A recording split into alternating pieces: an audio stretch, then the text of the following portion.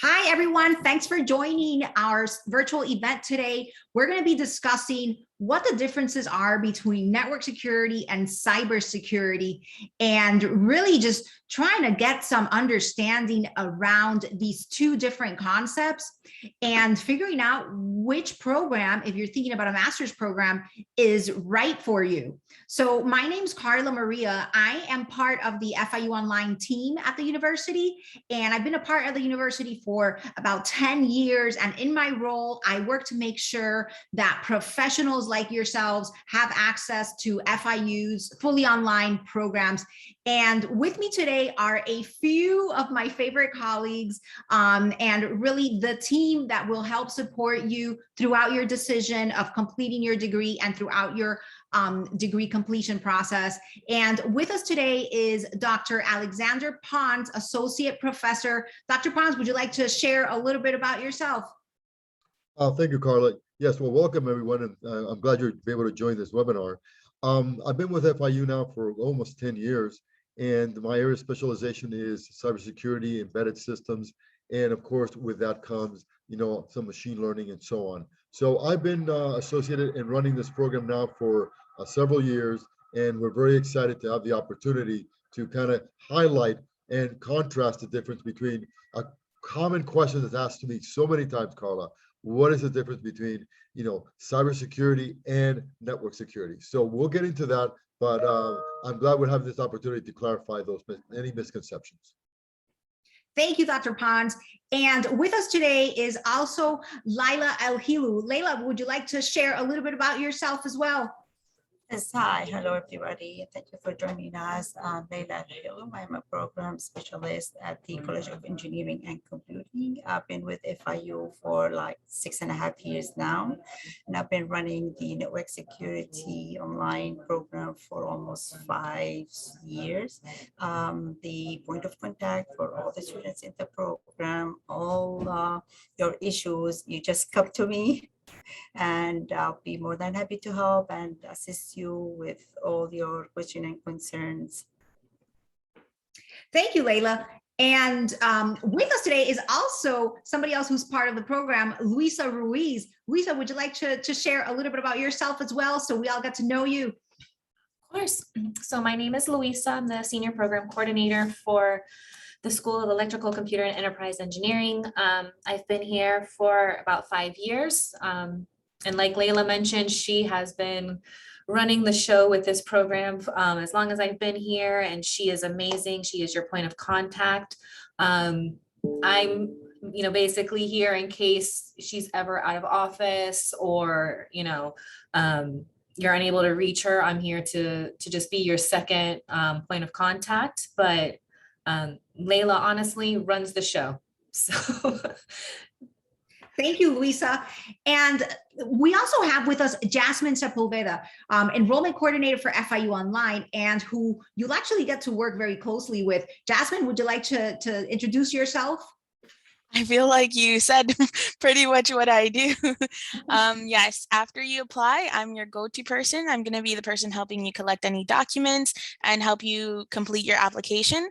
And then if you get admitted into the program, hand you over to our lovely Laila. Thank you, Jasmine.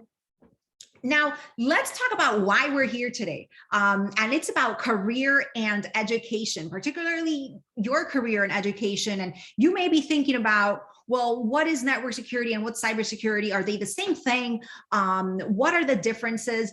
And that's what we want to talk about today, right? Just kind of clarify what the two concepts are and how they are related, really. And we just want to make sure that we're supporting you on your next steps and on your decision of what master's degree to pursue.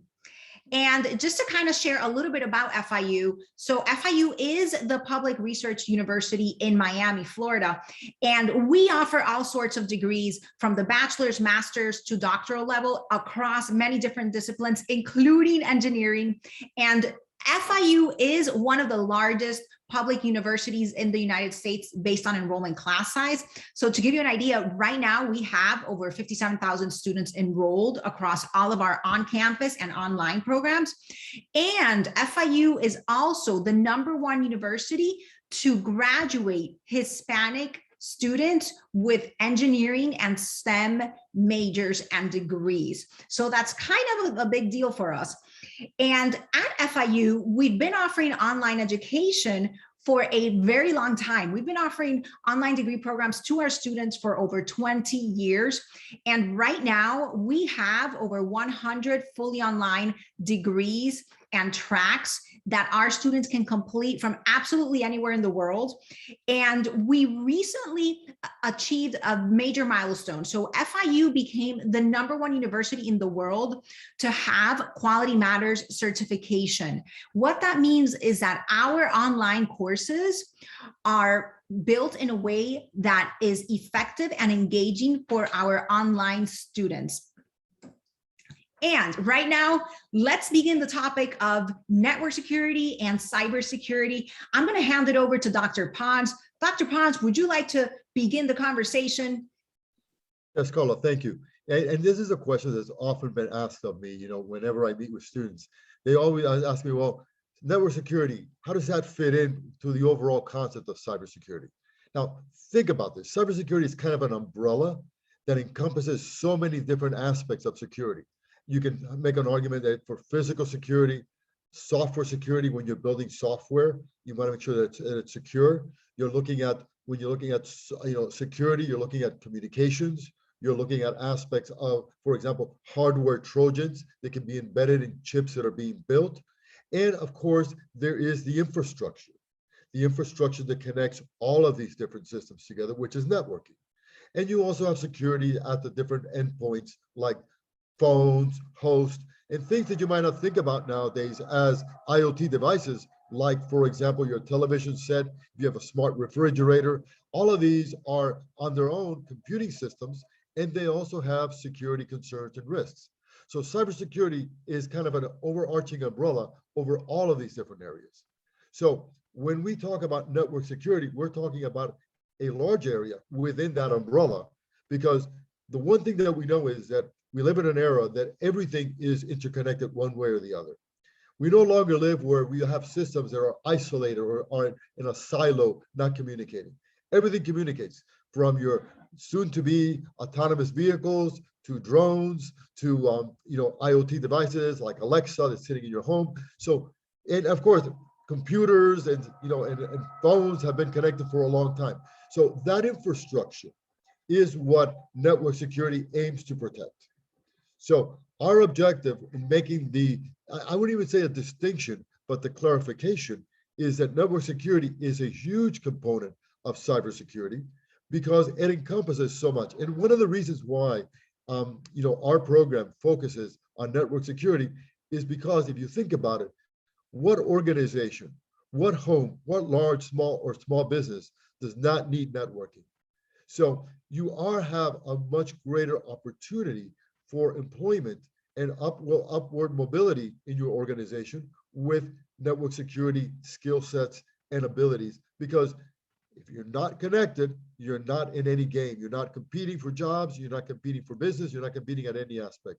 So our emphasis is network security because that's going to give you the greatest rewards in being able to find employment and actually increase your earning potential within your company. Now, one of the things that we often like to point out is that security is composed of really 3 main pillars: the management of it, the governance, and the technical aspect. Management, we're talking about, the people that are involved with making sure that the technology is being applied. They're working about making sure that the procedures, manuals are written. You have education programs in place. Employees are communicated what they need to know and how to behave, properly so they don't put themselves at risk or the company. So management is looking at personnel, behaviors, and activities that take place. Then you have governance. And this is where you have kind of the laws and regulations. If you have to conform with HIPAA, you have to conform with FIRBA, which are different regulations that exist. You have them for the financial areas, you have them in healthcare, you have them and so on. So we're talking about the policies, procedures, and guidelines that have to be in place so that you can secure and make sure that the data that you're maintaining of your customers are being secured to the highest degree. And of course, we're looking at compliance and enforcement. And if any audits take place, that's where you're going to be concerned. Now, what we are focusing on is the technical aspect, where we're looking at network security, software security, hardware security, firmware, and other types of securities. So here's where you're looking at identifying threats. You're looking at how to protect yourselves, detect these threats and try to mitigate them. You want to respond quickly. And in our area, when a breach happens, and a breach will happen because it is an ongoing battle to try to protect our resources and our infrastructure. The first question they get asked is, what happened? How bad is it? And who do we need to identify that was affected by it? So that is in the area that we are actively pursuing the topics and areas that will make you able to answer those questions from a technical perspective. So our degree that we're looking at here is a master's in computer engineering, specializing in network security. So it is a master's in computer engineering, so you'll have that background, but at the same time, the courses, the topics, the research that you'll be conducting will fall in line with the technical aspect of making sure that you can recognize, prevent, and quickly respond and mitigate any type of threats that are identified, and how to set up the infrastructure to protect. So we'll be looking at things like setting up firewalls, intrusion detection systems, making sure that we have some understanding of what forensic activities are, so we can identify when something happens. How can we identify what and to what extent? Well, there'll be courses on malware and reverse engineering. So once we know that something has happened, can we look at what has occurred? I just want to point out that our degree is on the technical side.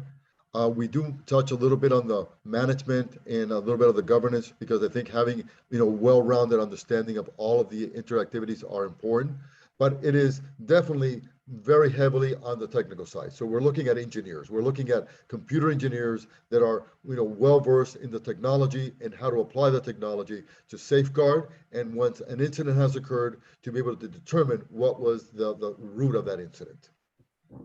Next slide. And I always like this because people think that the security is only technology. Security is really a combination of many facets. Processes that you have in place are critical to making sure that you are safe, you can continue to be safe, and be able to respond to incidents that do occur.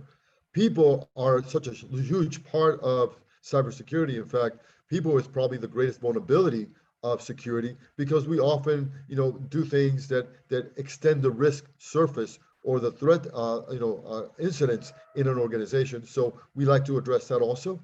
But again, the technology side, which as you see on the top very prominently displayed, is our area of emphasis. Yes, processes are important. Yes, people are important, and we do discuss it as part of the governance and the management component of the program. But again, keep in mind, this is a technology degree. It's a computer engineering degree, which is as I mentioned before, a very good accomplishment to achieve in your professional careers. Next slide. So again, this is kind of give you a rough overview of what network security and cybersecurity is. If you look at networking, we're looking at protecting data in transition, data that's being sent.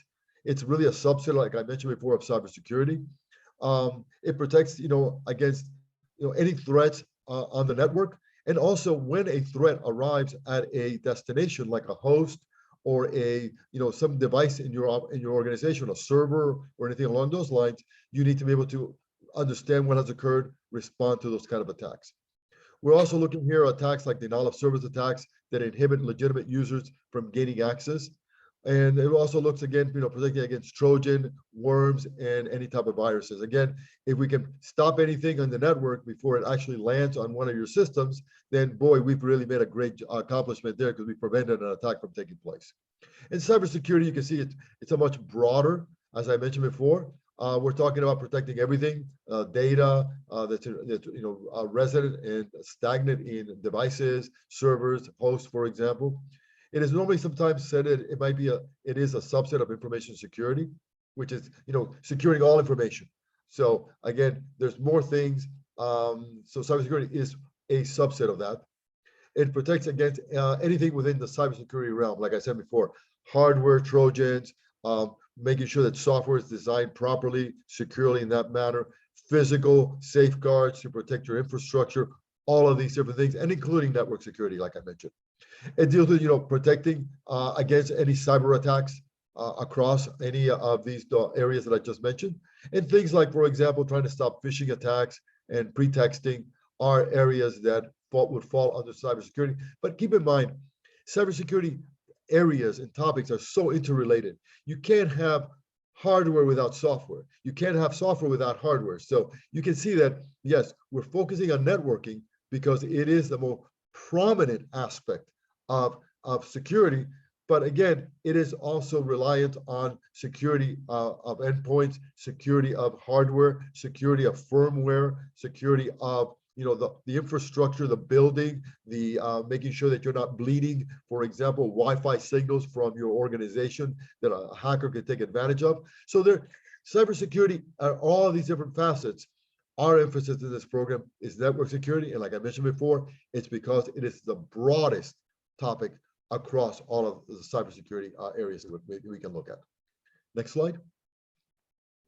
Okay, so yeah, go ahead. I'm sorry. No, I think if correct me if I'm wrong, Dr. Pons, but I think what we're learning then is that cybersecurity is a very broad umbrella, and that network security is really one of the biggest topics, one of the biggest disciplines within that umbrella. And so is that kind of like the understanding that network security is one of the broadest areas of cybersecurity? Well, it has to be, because it deals with the the interconnection of devices. Can you imagine if you didn't have a networks? All you would have we're back into the 1980s, where you had very small networks, maybe in an office. The internet was in its infancy, if you want to call it that, and you had dial-up lines. So in that era, okay, communication was really not as important, because people were used to working in isolation just with their own computers. Now you move to where we are now, you're looking at so many devices. You're looking, like I said, all of these IoT devices, from Alexa in your home, your TV, your refrigerator, your coffee machine is online. Your light bulbs are now, smart light bulbs. So all of these are connected to what? Through a network. And then you have, what's coming in the forefront, packages being delivered by drones, autonomous vehicles. You have, what we typically deal with on a day-to-day basis are phones, and we can't be without them nowadays. Our computers. What's the one underlying thing that is part of all that? They're all connected via what? A network. A network. This is why networking is such a vital component of cybersecurity. Now, one of the questions that that's really interesting is because when you apply for a position and you go and you say, "Oh, I do cybersecurity," by saying you do cybersecurity, okay, so that's the area that you like, but what specifically do you do in cybersecurity? What is your expertise? And this is where, for example, when you're doing our program, our computer engineering in network security, it's very clear what your expertise is. You are a cybersecurity expert specializing in network security. So that is the advantage that I think that our program brings, that our students that graduate is very clearly depicted. What are their skill sets? What are their capabilities? And why they would be attractive to be hired by a company. And the question that you're asking here within an organization, what are the responsibilities of a network security professional? Well, you really hold the keys to the protection of your business. From Wi-Fi, you have internal Wi-Fi's, you might have public Wi-Fi's that you want people to access. You got to make sure that those are clearly separated and you don't have an opportunity for any kind of breaching across those. You are the one that are setting up the safeguards so that no one can actually penetrate your firewalls, be able to understand how to configure them properly, making sure that you have a layered approach. So not only will you have a network firewall, but you'll have host firewalls, you'll have intrusion detection systems. You might even create a honeypot so that if an intruder does break through, he then will try to break into a system that you set up as a bogus one, so that you can say, hey, I'm detecting access to a system that should not be being accessed, and you can start seeing that you are starting, this is the beginning of an attack taking place. So what are the responsibilities of network security? You are really the one that is at the forefront, setting up the protections, and more importantly, when a breach occurs, and most of the time breaches will occur, stopping it, making sure that you can identify to what extent did it go, and who has been impacted, and how quickly do you need to respond to that to make sure that the organization that you're part of, is a responsible actor within the cybersecurity community.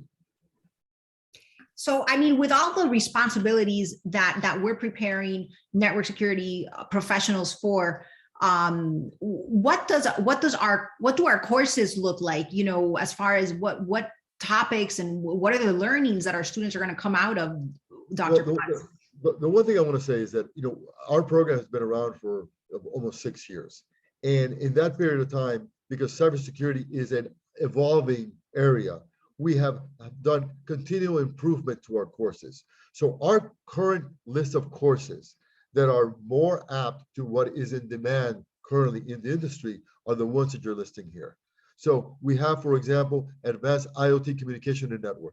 Why? Because we have all of these devices that are communicating with different protocols, with different types of criteria, and we need to understand that. If you have an attack and a piece of malware has landed on one of your systems because it got past your network, you need to be able to understand what that malware does.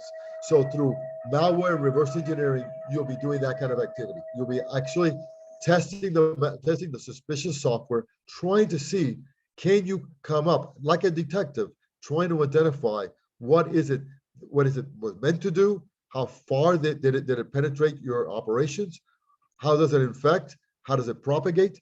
All of that is part of that course called Advanced Malware and Reverse Engineering.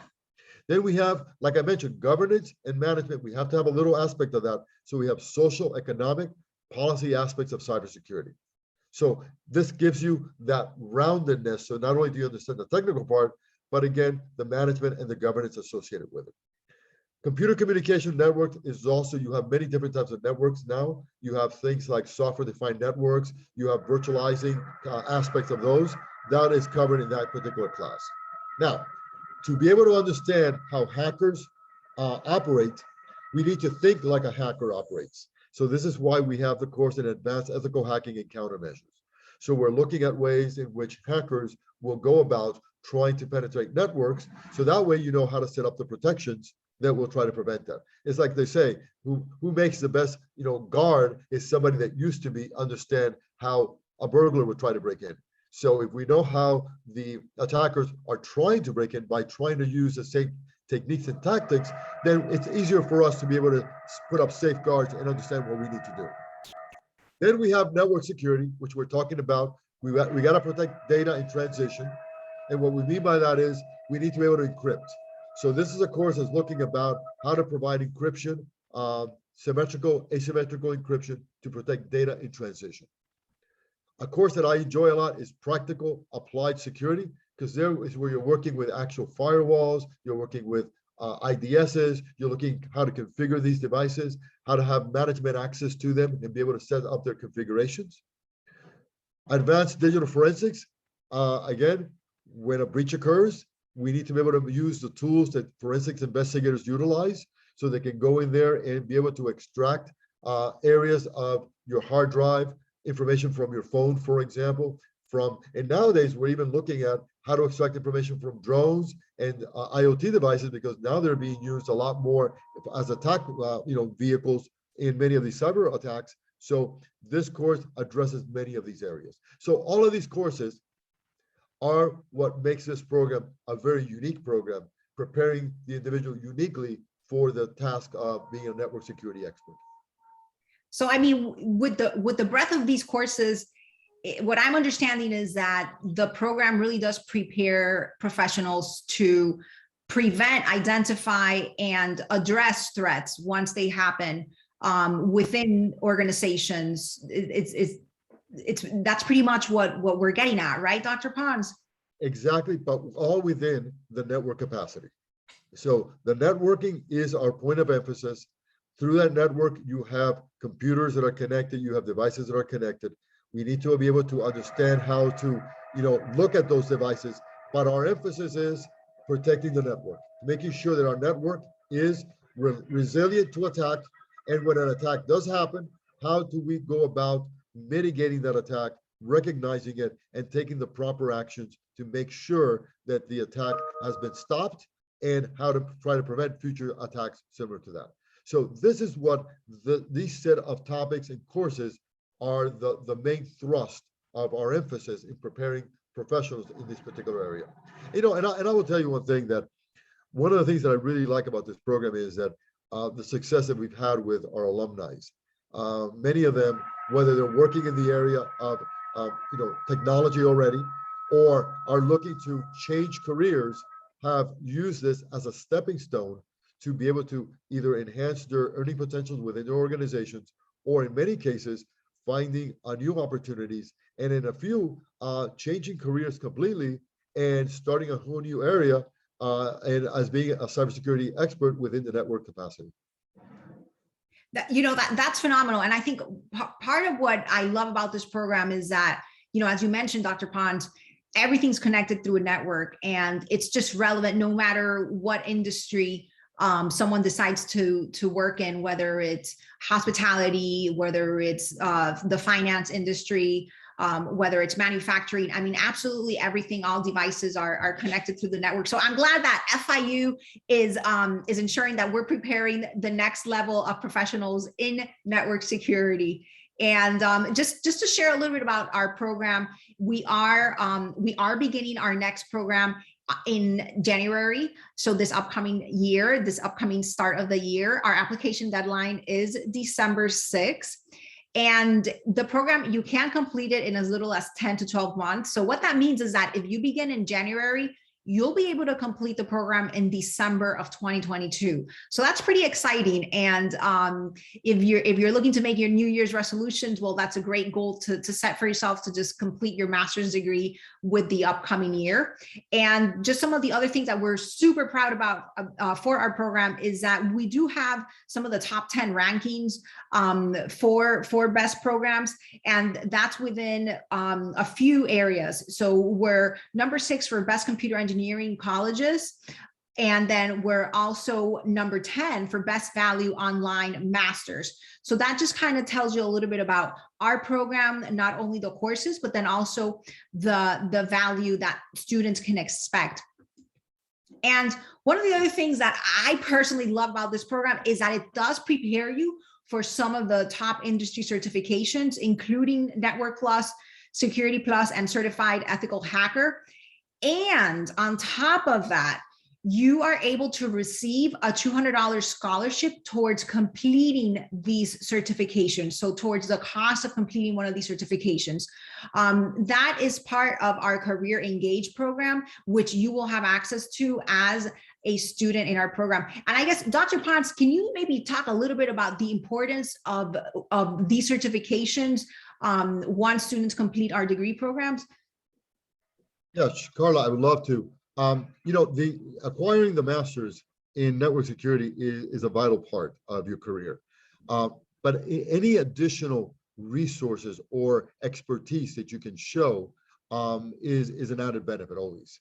So these certifications are the ones that we would encourage. We want students to graduate with them, because it does give employers a good sense that you not only have the degree, the academic aspect, but also the knowledge that's instilled by having these certifications.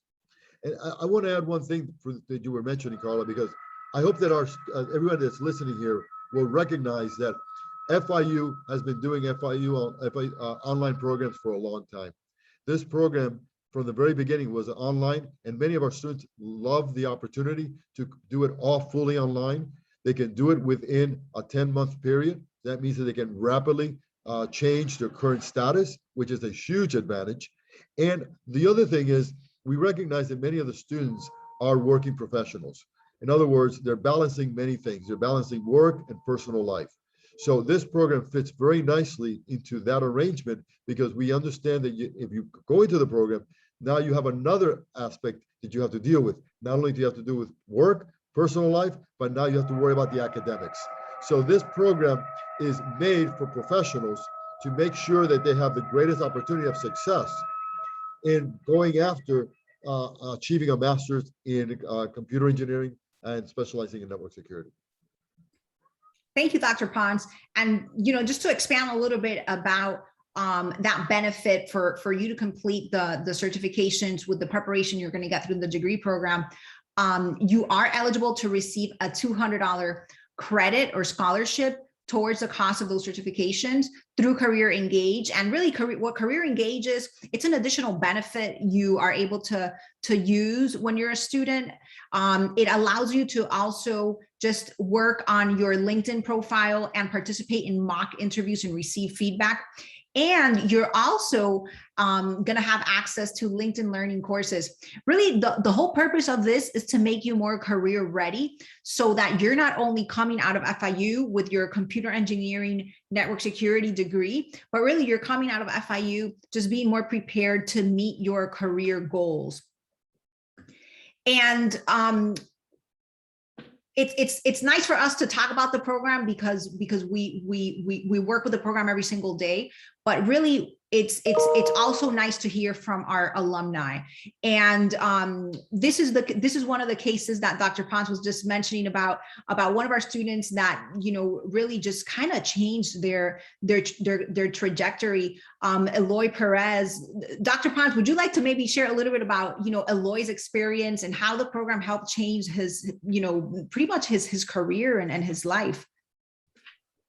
Carla, I'm going to tell you that Eloy was an interesting student, because I had him in 2 of my classes, because I teach in the program.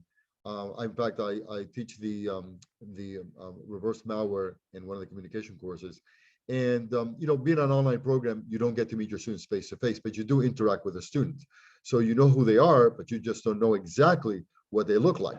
So I know he graduated, and I know Eloy was in a phase in his life that he was looking to find employment, and the program, interested him. He finished it in 10 months, and I was going to a conference, and I was walking through all the different vendors, and I see this individual approach me, and I didn't know who he was, and he says, "Oh, Dr. Pons, I'm so glad to meet you for the first time face to face." And I looked at him, and I had no idea who he was, and he goes to me, "Oh, I'm Eloy Perez," and I go, "Eloy Perez?" He goes, "Yes, I was in your class." So I got to meet him, and he was telling me how excited he was that he was just hired by Chevron, and he was actually flying to many of the platforms around the world that they own, doing network security. And he goes, "It's changed my life. It transformed from where I was to now that I am working for Chevron, such a great company, traveling and doing what I love to do, which is network security." And Carl, I'll tell you something about Eloy. He came back about a year ago, recruiting for Chevron, and he wanted to recruit more students from the program, because he felt that the program gave him so much, he wanted to get back to the program. So that when you have alumni like that, and Eloy is just one of many, we're doing something right with this program. So Eloy resonates with me because it's one of the few students I got to meet face to face and be able to share the joy of him be able to realize his life's goals and be able to share his accomplishments with him face to face. That's phenomenal, and that's really what earning a master's degree is all about, right? Just to expand opportunities. And then here's also some of where our other alumni work in really in different industries. So we have Chevron, but then also Microsoft, GE, FPL. I know the College of Engineering and Computing, we do a really good job at trying to connect our students and our alumni with different employers across different industries. And I don't know if Dr. Pons, you want to expand a little bit on that? Yeah, one of the things that the program wants to do is for you to be successful.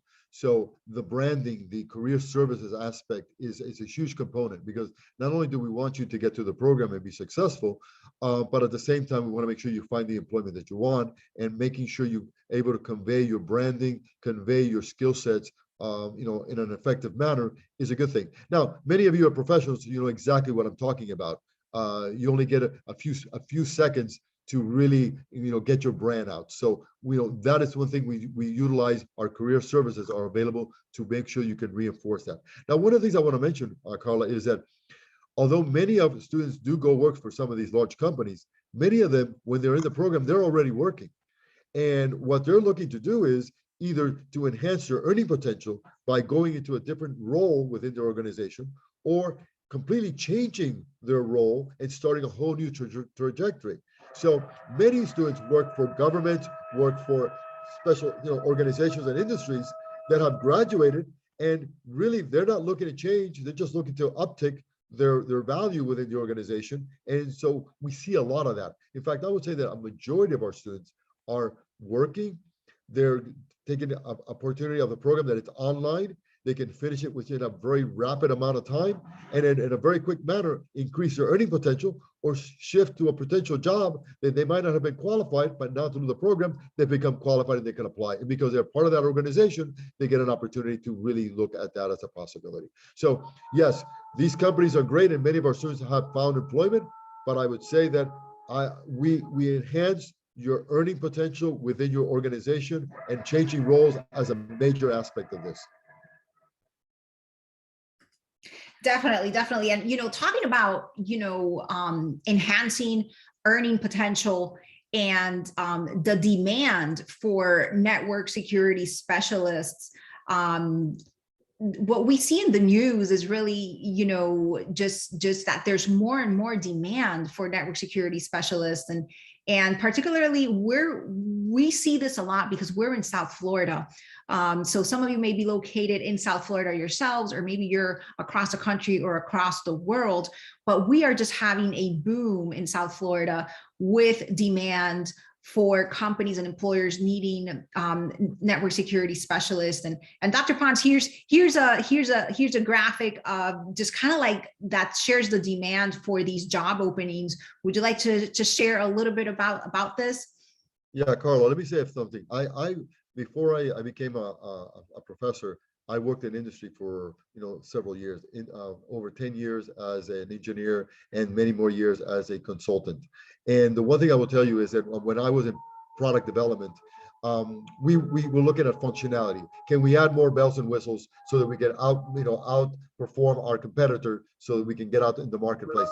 Security was not really a major push for us at all. We weren't really thinking about security, and if we added it, it was kind of an afterthought. Well, things have changed drastically.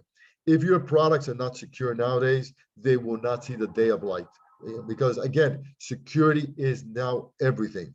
And again, with the what we're seeing in the forefront with technology encompassing much more of our lives and our social interactions, we need security. So right now, if we take a snapshot, there's close to 500,000 jobs throughout the country. There are unfilled jobs in cybersecurity. In South Florida, it ranges from about 20 to about 50,000, depending on the period of time. But that's a huge number of jobs that they can't find employees for. So if you think about it, if you're looking at career opportunities, the area of cybersecurity is really relevant now. And if you think it's relevant now, it's going to boom even greater with more of the technology coming across in more aspects of our lives. So I would say that this is kind of a snapshot in time. Anybody can go and find this online. It changes on a daily basis. There's close to 500,000 jobs across the country.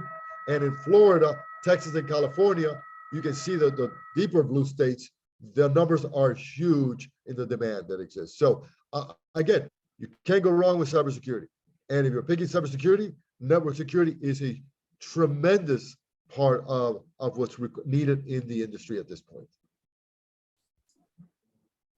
Thank you, Dr. Pons, for expanding on that. I mean, it really does explain, with the more connected devices, the more technology and innovation that is happening across our industries. Yeah, this demand for cybersecurity and network security specialists, it's going to keep on increasing. And what we want to help do at FIU is really help prepare you to meet that demand and to fill those positions and to develop yourself in your career.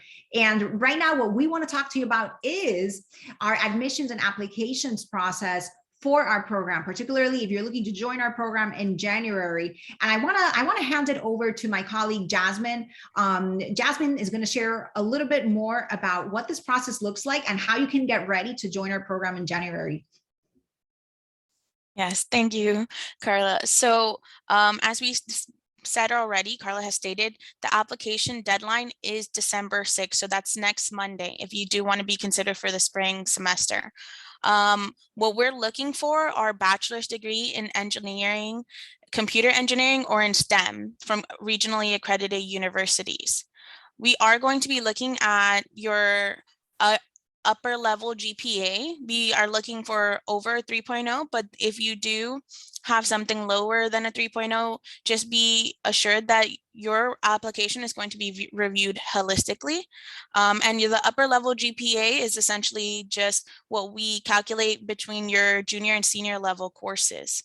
For international students, we are looking for that you've studied in US comparable institutions, and have the equivalent of a bachelor's degree, which is a 4-year degree, and a minimum of 1 year work experience in computer engineering or technology.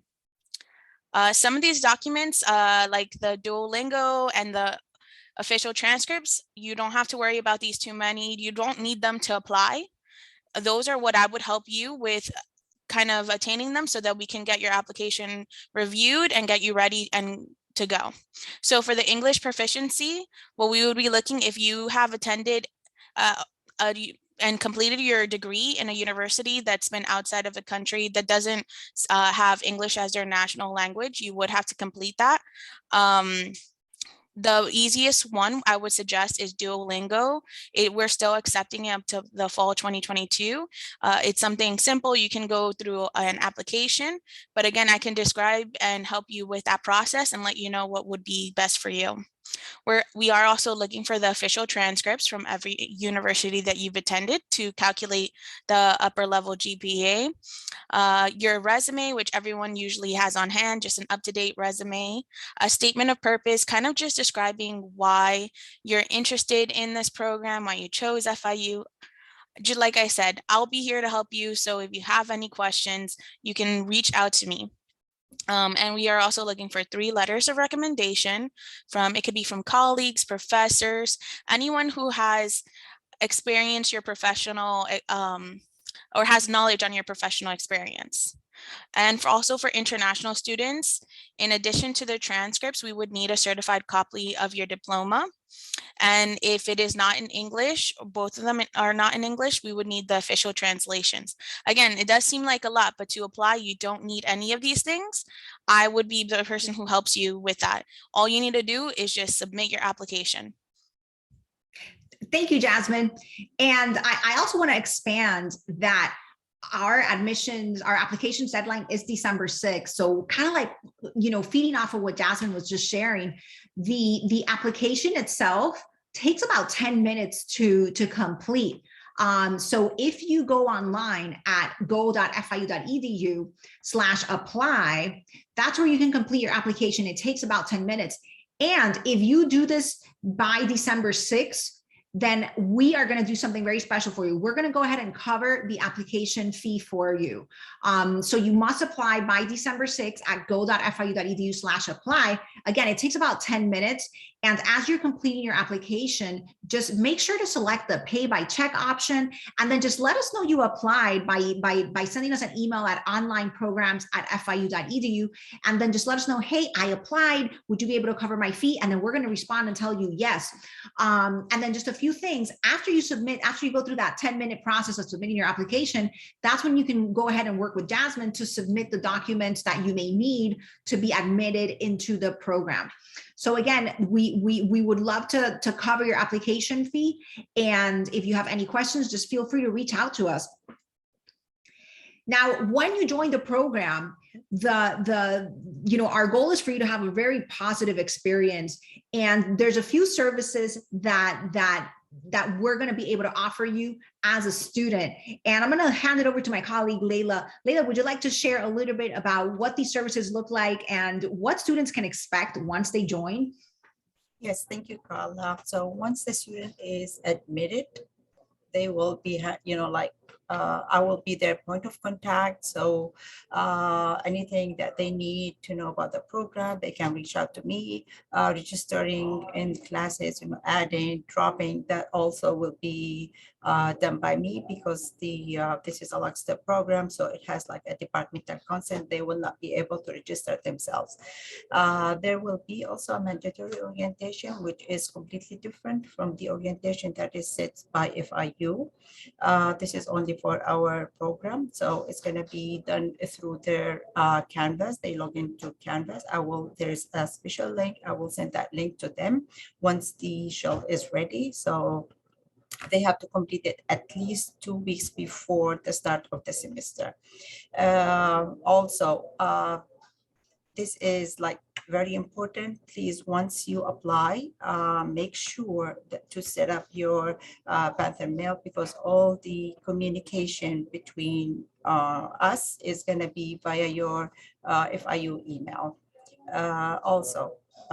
Please, once I send you the list of the classes for each semester, do check if there are any holds or your account, because this can prevent the process of registering you in classes. Sometimes the hold, can be resolved within hours or 1 day, but sometimes it takes more than that. So we want to make sure that you are in the program registered, set to go before the deadline, so you do not incur any financial liability like late registration or tuition and fees for those classes that you are registered in. Also, if you are conditionally admitted to the program, usually there with the letter that you receive from the admission office, there is like an acceptance form. You need to sign that acceptance form and return it to the admission office, because without that without that form, you will not be able to register in classes. Thank you, Layla. Oh, I'm sorry, go ahead. As I said, anything that you need, you can always email me. You can reach out to me either by phone, and I'll be more than happy to assist and help. Thank you, Layla. I was just going to kind of like echo what you just mentioned, that when our students, once you decide to join the program, you're not alone, right? Like, we are here to help you every step of the way. And especially for those of you who are maybe coming back to the university after several years of completing your bachelor's degree. So we understand what that transition is like, and we are here to support you just every step of the way as you complete your degree program. And I also want to mention that if you begin in January 2022 for the brand new year that's starting, you are also eligible to apply to a few of the FIU Online scholarships. So FIU Online offers scholarships between $2,000 and $1,000. And these scholarships, they are available for either select employees who are making an impact in different industries and different communities, or if you have a very high GPA at your undergraduate from your bachelor's degree, then that's something that we want you to explore. But then also, we have scholarships for students who've been impacted by COVID-19 and the pandemic. So again, depending on your situation, we have different scholarships that you may be eligible for, and we want you to apply. Now, the process to apply to these scholarships, it's quite easy, actually. The first thing is to apply to the program, again, at go.fiu.edu/apply, and then be admitted into the program. Once you're admitted into the program, that's when you can go ahead and apply to these scholarships at fiu.academicworks.com. This is a website which lists all of the university scholarships. So it's not just these 3 scholarships you see on the screen, but you're going to see hundreds of scholarships. And what I encourage you to do is to hop on this website and just browse through the different scholarship offerings to see which ones you may qualify for. And then I encourage you to apply, because the reality is that scholarships are a type of aid that may help you complete your degree program and your master's degree. So I encourage you to first course, apply into the program at go.fiu.edu/apply. But then afterwards, just visit this website, fiu.academicworks.com, and you're going to be able to see the different scholarship opportunities that you may be able to benefit from. I also want to share that when you join the program, you're also eligible for federal financial aid. And there's different types of aid available to you, from grants to loans to funds for books. So this type of aid, you're going to be able to access it and apply for it at FAFSA.gov. There's also a My Student Aid app that you'll be able to use. So depending on your preferences, there's different ways for you to complete your financial aid application. And then just keep in mind that FIU Online, we do have a financial aid specialist dedicated just for you. So if you have any questions, just feel free to call us at 305-348-3125, or just send us an email at onlinefa@fiu.edu, and we can consult you one-on-one on your financial aid situation. Now, I do want to open it up for questions and kind of like any concerns that you may have, either regarding the differences between cybersecurity and network security, or the similarities, and then also related to our program, whether you're considering to begin in January or whether you're considering to begin in August. So if you have any questions, just go ahead and share your questions via chat, and we'll be happy to answer them live right here and right now. All right, so let's see what questions come in. While they're looking at questions, let me elaborate on a couple of things, Carla. First of all, I want to say that at no one time will you be taking more than 2 courses at a time. That's an important thing, because we want to make sure that you're successful, and we don't want to overload you with too much academics. So if you start the program, you can finish it, like I said, in 10 months. Every 8 weeks, you'll be taking 2 courses. So you can see how that adds up. Another thing which is wonderful, this is a cohort-based program. That means you start with a group of students, and then they build synergy together, and they continue through all the other courses. I've seen that quite a bit as a great successful model. And the other thing is that many of them are professionals. They bring a lot of different skill sets to the table, and they leverage those different abilities to become very successful teams in research projects and so on down the line.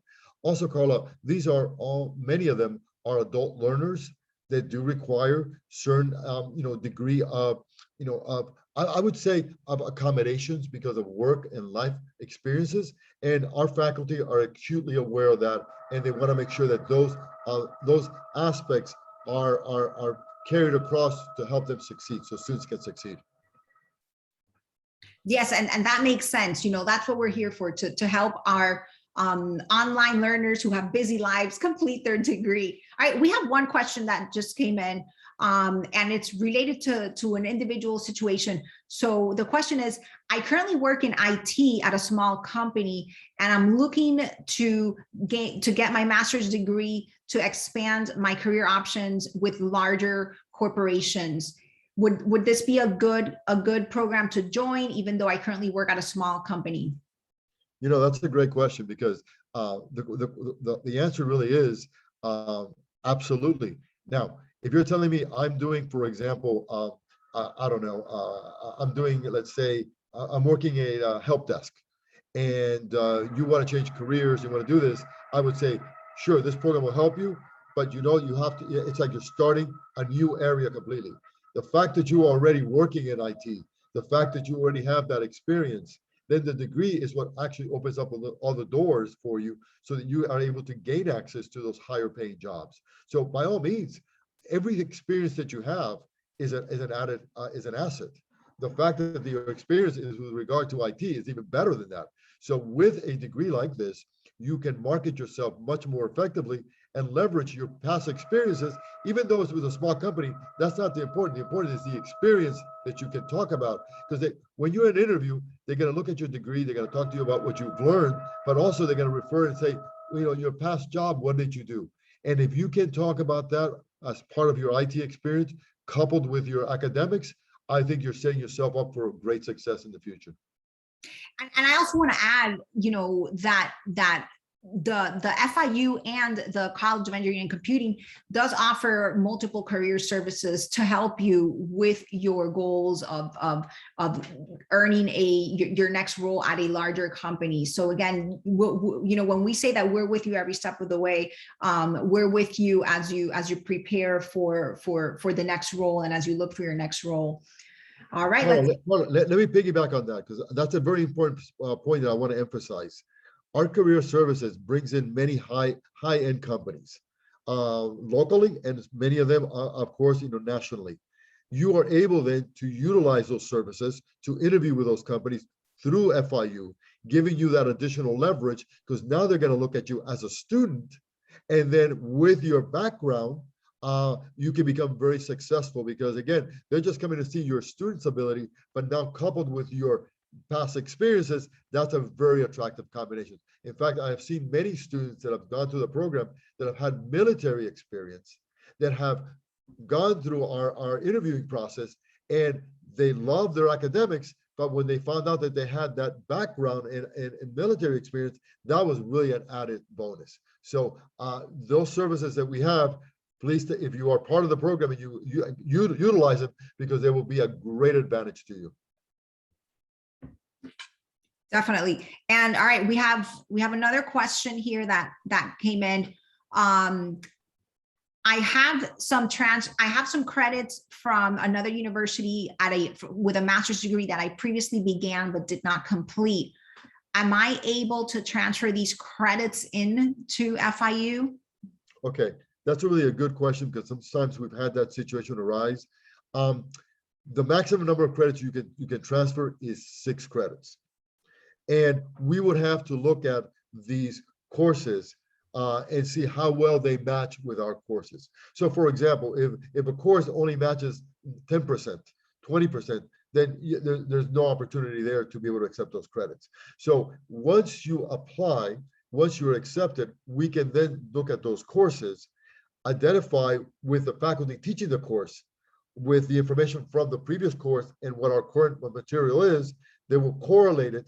And if the similarities reach a certain threshold, then we can accept those credits. So yes, again, many students have taken a class 10 years ago, and I don't know if this is the case for this individual, and now wants to start up their master's degree, and a course like that might be too stale to provide credit.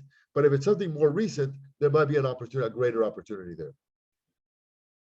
Okay, perfect. Well, we don't have any more questions. So if you have a question, just please go ahead and share it via chat, and we'd love to answer it for you. Oh, look, one more just came in. I believe this is a Jasmine question. It's an admissions question. The question is, do I need to complete the GRE or any other sort of test to be admitted into the program? Everybody's saying no with their head. No, you do not need it. Yeah, GRE is not required for our program. Perfect, perfect. And that just kind of echoes the fact that our program really is for working professionals. So we understand your time constraints. All right, let's see if any more questions come in. You know, I think this is it. I think we've answered all the questions. Would anybody like to add any last minute remarks before we close up? You know, Carla, I'm glad we had this opportunity to kind of, clarify some of these things, highlight our program. And again, we're very proud of what the program, the success that it's had. And I think that, in the past, currently, and in the future, it is going to continue to be a stepping stone for students to transition to higher paying and different roles in their organization. So I'm just happy to have the opportunity to highlight it and be able to answer any questions. So after this, if you have any additional thoughts that you might want to, that you need answered, please feel free to email me directly or send it to Layla. I mean, again, I always say this, Layla is the program, because she is an amazing asset, and she, our students are successful much more because of her, and we appreciate you, Layla, so very much. So reach out to her, reach out to me, reach out to Luisa, who's always there to help in any capacity that she can. So make sure that, this is a good program. I think it'll help you benefit you in a significant manner. But if you have any doubts, any questions, feel free to reach out to us. We're always willing to, answer as much as we possibly can. And thank you so much for having me, Carla. Always enjoy having these opportunities. Thank you, Dr. Pons. Really, just thank you for expanding your knowledge on cybersecurity, network security, and our program. And again, if you're ready to apply to the program, just go on to go.fiu.edu/apply by December 6th. And we're going to be happy to help support you on your career development and on your next steps. So thank you very much for considering us, for connecting with us, and we hope to see you become a future FIU Panther. Thank you. Take care. Bye. Bye. Thank you.